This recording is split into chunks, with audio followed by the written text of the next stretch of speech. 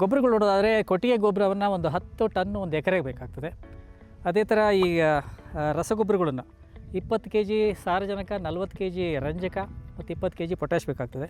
So ಇದನ್ನು ಹೇಗೆ ನಾವು ಮತ್ತು ಹೊಲವನ್ನು ಹದ ಮಾಡೋದಂತಂದರೆ ರೆಂಟೆ ಕುಂಟೆ ಎಲ್ಲ ಹೊಡೆದು ನೆಲ ಸಮ ಮಾಡಿಬಿಟ್ಟು ಬೋದುಗಳು ಮತ್ತು ಸಾಲುಗಳು ಮಾಡಬೇಕಾಗುತ್ತೆ. ಹರುವು ಅಂತ ಕರೀತಾರೆ.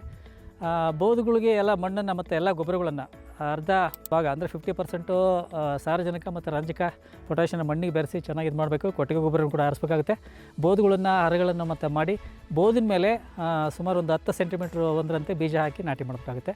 ಅದೇ ಈಗ ಜಪನೀಸ್ ವೈಟ್ ಆದರೆ 2 ಅಡಿ ಸಾಲಿಂದ ಸಾಲಿಗೆ ಮತ್ತು 20 ಸೆಂಟಿಮೀಟ್ರ್ ಗಿಡದಿಂದ ಗಿಡಕ್ಕೆ ಹಾಕ್ಬೇಕು. ಯಾಕಂದರೆ ಅದು ಬೋಗುವಾಗಿ ಎತ್ತರ ಬೆಳೆಯೋದ್ರಿಂದ.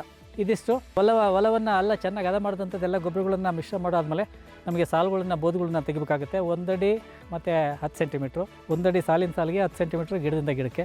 ಅದೇ ಈಗ ಜಪನೀಸ್ ವೈಟ್ ದಪ್ಪಗೆ ಕಾಯಿ ಬರ್ತಕ್ಕಂಥ ಒಂದು ಬೆಳೆ ಆದರೆ ನಮಗೆ 2 ಅಡಿ ಮತ್ತು 20 ಸೆಂಟಿಮೀಟ್ರು ಗಿಡದಿಂದ ಗಿಡಕ್ಕೆ ಹಾಕಬೇಕಾಗುತ್ತೆ. ಬೀಜ ನಾಟಿ ಮಾಡ್ತಕ್ಕಂಥದ್ದು ಚೆನ್ನಾಗಿ ಇರಿಗೇಷನ್ ಕೊಡಬೇಕಾಗುತ್ತೆ. ಇನ್ನೂ ಸುಮಾರು 4 ರಿಂದ 5 ವಾರದ ನಂತರ ಇನ್ನು ಉಳಿದ ಸಾರಜನಕ ಇನ್ನೂ 50% ಇರುತ್ತಲ್ಲ ಹಾಗೆ ಕೊಡಬೇಕು. ಚೆನ್ನಾಗಿ ನೀರು ಹರಿಸ್ಬೇಕು. ಇದಿಷ್ಟು ಮಾಡಿದರೆ ನಾವು ಒಳ್ಳೆ ಬೆಳೆ ಬೆಳೀಲಿಕ್ಕೆ ಅನುಕೂಲ ಆಗ್ತದೆ.